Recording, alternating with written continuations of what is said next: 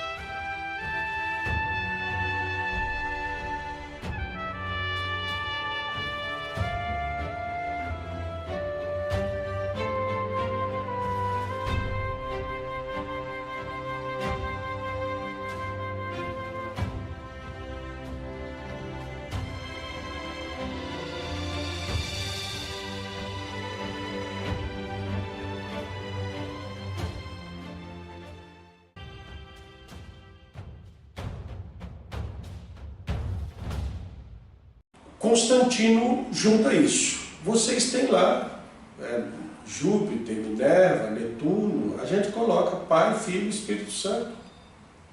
Né? Ele coloca Natal como o nascimento de Jesus Cristo, e na verdade esse era o dia considerado do Deus Sol. Se ele continua tendo aquele dia de comemoração para os pagãos, eles comemoram o que eles quiserem. Esses agora, cristãos, eles comemoram Jesus, mas no dia daquele. Entende? Então ele vem introduzindo essas coisas ali, que foi introduzido. Se você observar pelas características climáticas, as ovelhas não pariam em dezembro. O cordeiro não nasce em dezembro. Jesus era cordeiro. Cordeiro nasce por volta de maio, abril. O Natal, o nascimento de Jesus Cristo não se deu, você faria a conta do tempo em que Isabel engravidou, do tempo em que Maria engravidou. Quando Maria vai a Isabel, Maria está de 3 meses, Isabel está de 6. Se você fizer a conta quando foi que o anjo apareceu, Jesus nunca poderia ter nascido em dezembro. Jesus teria nascido de 5, 6 meses de gestação. Tudo isso vai mostrando que essas coisas que nós temos hoje dentro do cristianismo são adaptações. Adaptações de quem? De governo casado com, de Estado casado com igreja, manipulando as pessoas. Daí, volta no nosso primeiro programa, a necessidade de restauração de todas as coisas das quais Deus falou pelos profetas. Era necessário restaurar isso, porque senão você tem um povo com nome de cristianismo e com condutas pagãs. Né? Até hoje, dentro do catolicismo, é assustador quando alguém diz que não é batizado.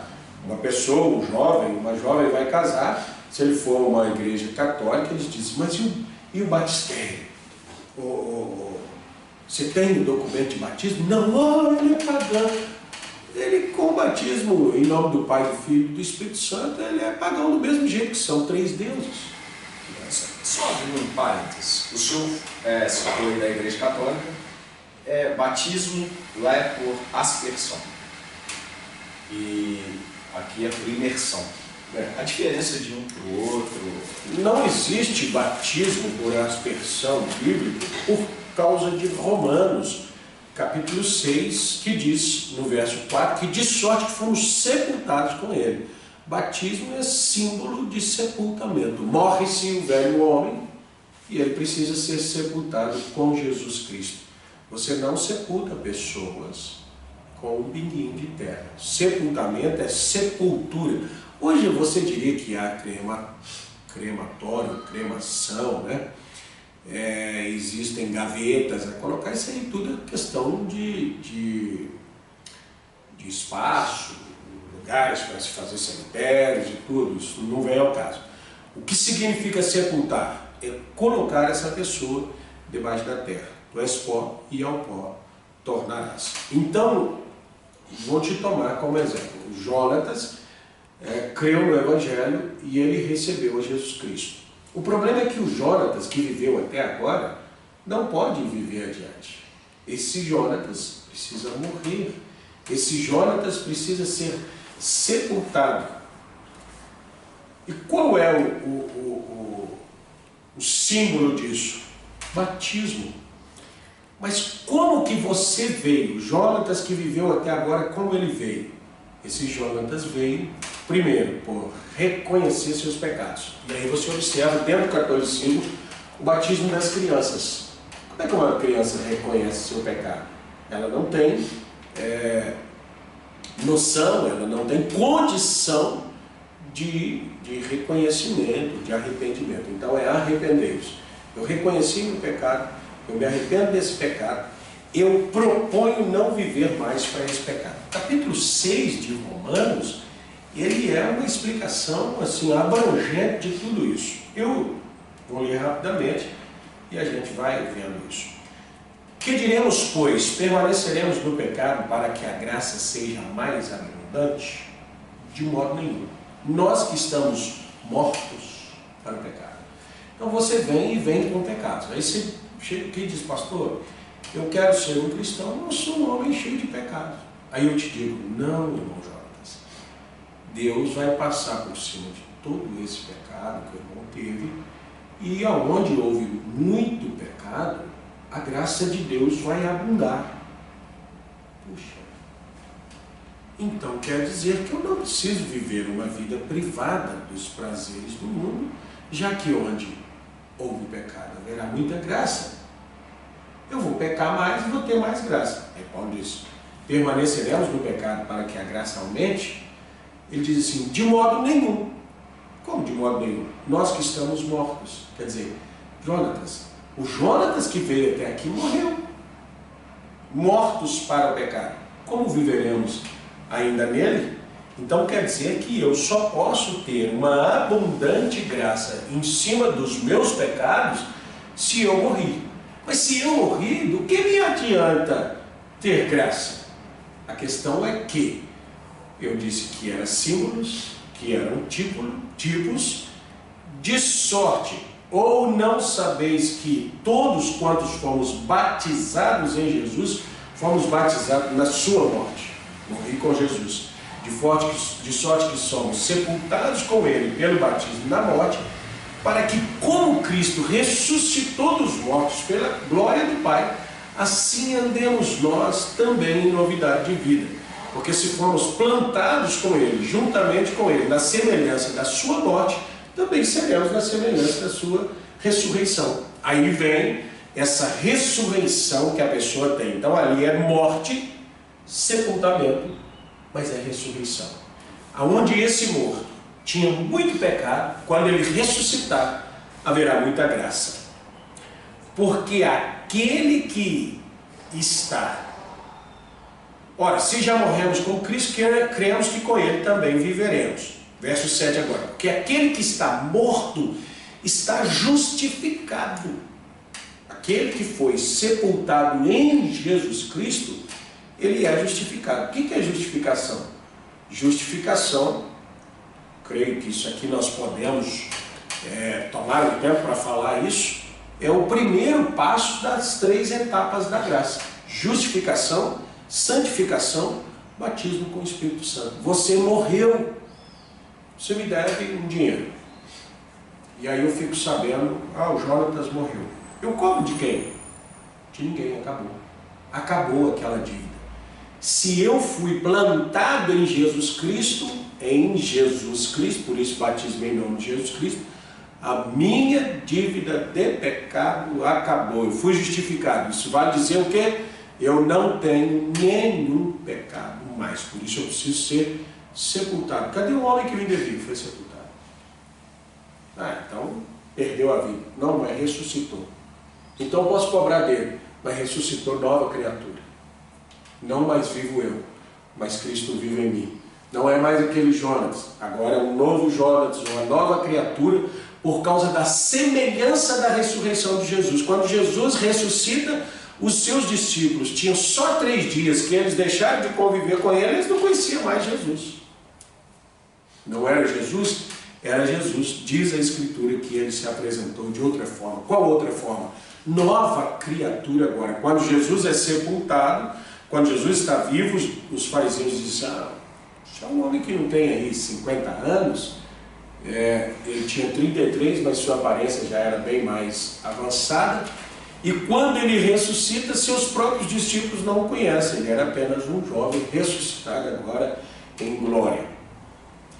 O cristão, simbolicamente, é exatamente a mesma coisa, por isso alguém vem, nós dizemos, irmão, você tem que se arrepender dos seus pecados. O que é isso? Você errou contra alguém? Errei. Volta lá e pede perdão. Não tem como eu pedir perdão. Não, você precisa compensar isso, arrepender, deixar. Para quê? Para que essa pessoa realmente morra e não há como se cobrar dela posteriormente. Para quê? Para que ela possa viver em novidade de vida. Então, batismo não é pegar um pouquinho d'água e jogar em cima daquela pessoa. Pior ainda, daquela criança que não arrependeu, na verdade nem cometeu erro. Isso é pelo pecado de Adão. O pecado de Adão foi concluído, consumado em Jesus Cristo. Jesus veio e disse, está consumado. Eu pago pelo meu pecado, você paga pelo seu pecado. A criança tem qual pecado? Nenhum. Ela vai pagar pelo quê? Ela vai se arrepender do quê?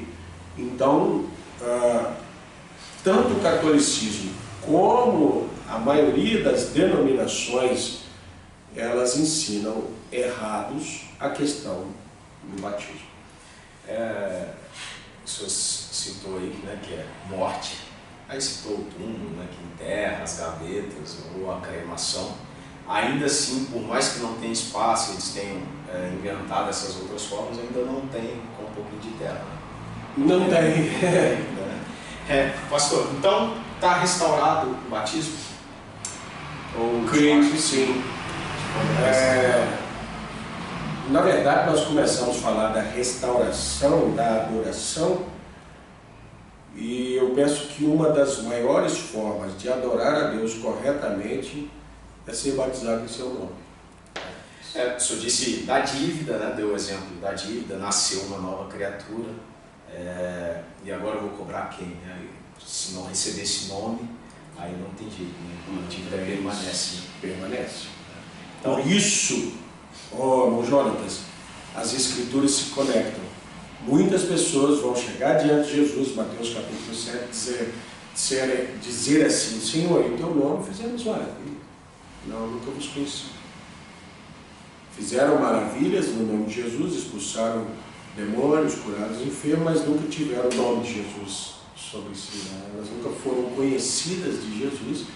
É a mesma coisa aqui, um exemplo, de uma mulher chegar para mim e querer, por exemplo, pensão para um filho. Quero pensão. Como assim?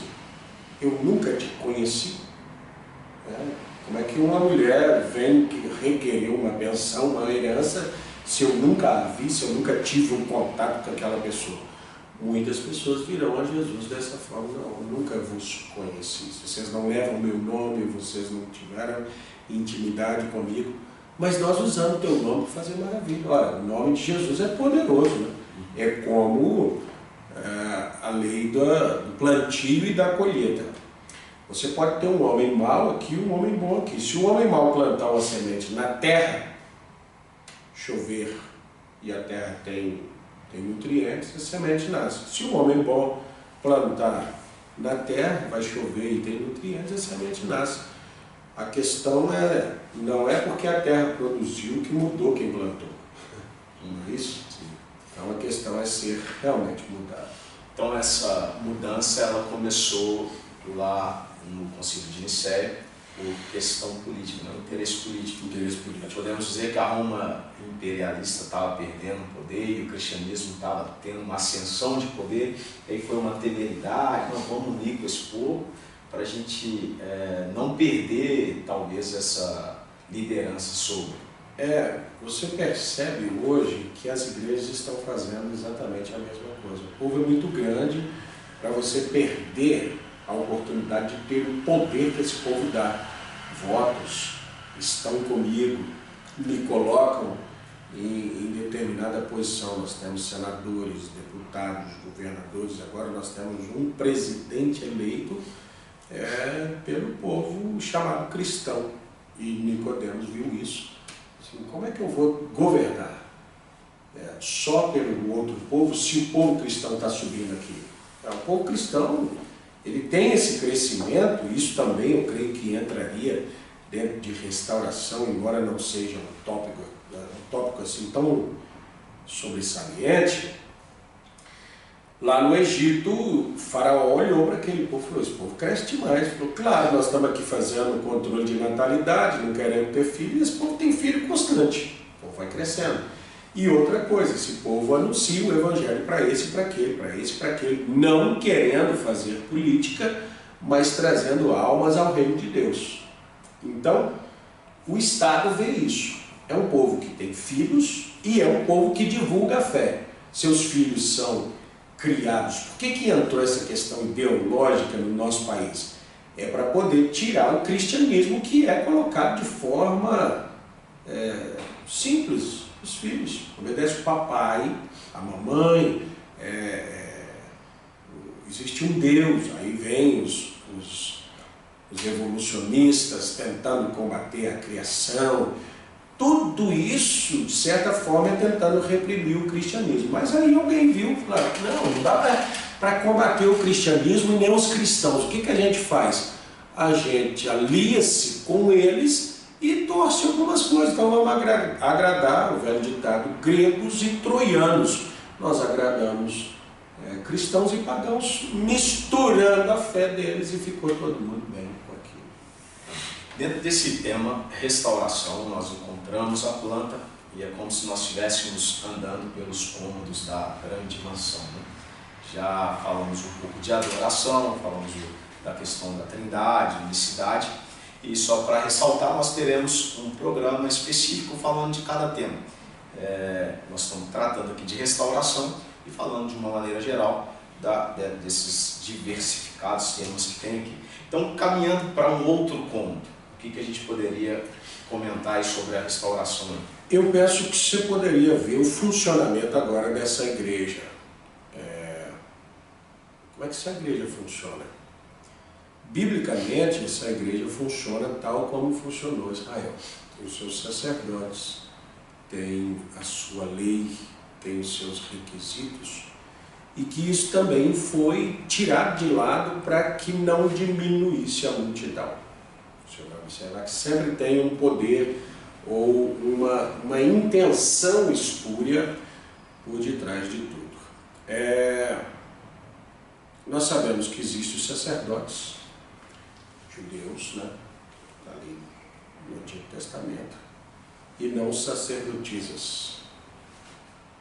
Quando Paulo vem pregando, ele diz que ele não permitia que as mulheres pregassem, que usassem de autoridade sobre os maridos e ficassem caladas na igreja.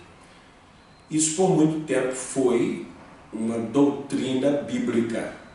Logo depois começou a ser introduzido um pensamento de que isso aí é só um costume, é chamado hoje de usos e costumes, até nas chamadas dos vídeos, eu creio que foi colocado ali, usos e costumes, doutrina. Na verdade não era um costume aquilo, São Paulo diz assim, quem é espiritual reconheça que aquilo que eu vos digo são mandamentos do Senhor, são mandamentos. Mas o que acontece? Para que as denominações não perdessem povo, né, multidão, número, vai se abrindo. Não, qual o problema? Não tem problema. Tem um problema, está escrito. Está escrito que é dessa forma. Então, hoje nós vemos pastoras, nós vemos presbíteras, nós vemos bispas, estamos vendo todo tipo de títulos dados a alguém indevido. Só porque existe uma palavra ou um conjunto de palavras hoje que eles definem como contexto histórico. E eles geralmente usam esse tipo de justificação. Não deve ser avaliado o contexto histórico. Quando Paulo disse isso, estes mandamentos, o contexto histórico era outro.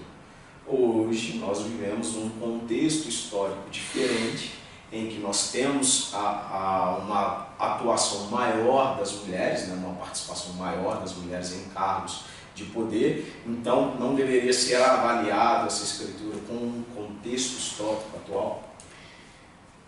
Veja bem, nós temos algumas escrituras que nos impediriam de fazer isso. A primeira delas são duas no livro de Apocalipse, dizendo que aquele que acrescenta ou aquele que tira alguma coisa desse livro, a eles serão acrescentadas as pragas e dele será tirada a parte do livro da vida.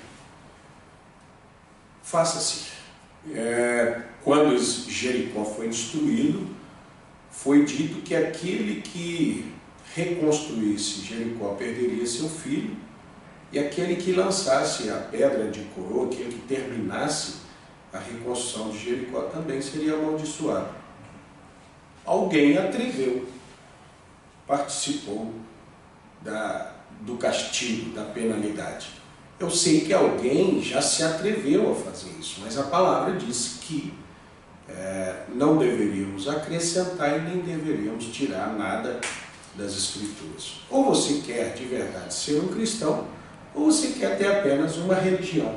E cristão, ele é bíblico. Cristão, ele está pautado pelo que a Escritura diz. Agora, religiosos não. Religiosos criam a sua religião de acordo com a sua necessidade, seu interesse.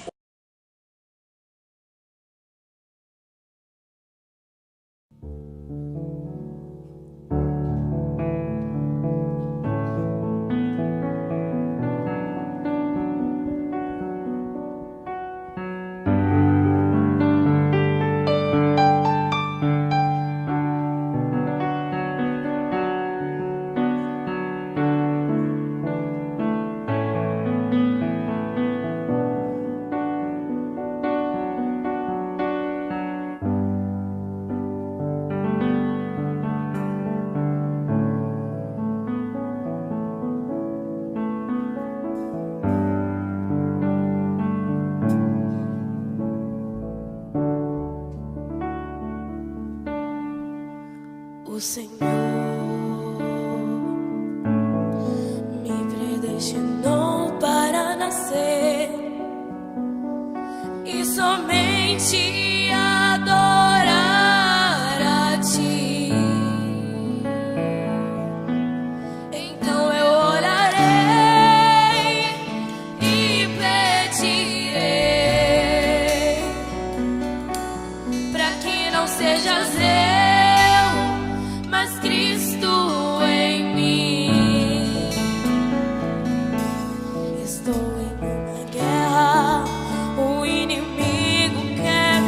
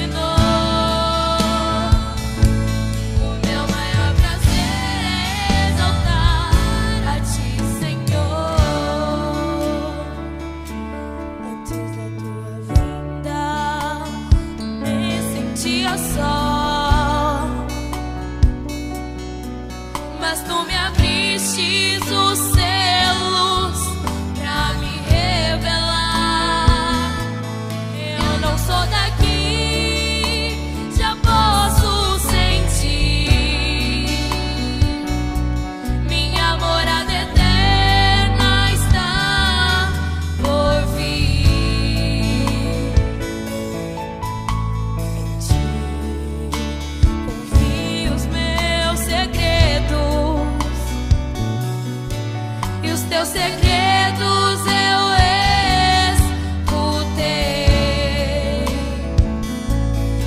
O meu coração alegre está. Fizeste sentar em seu trono.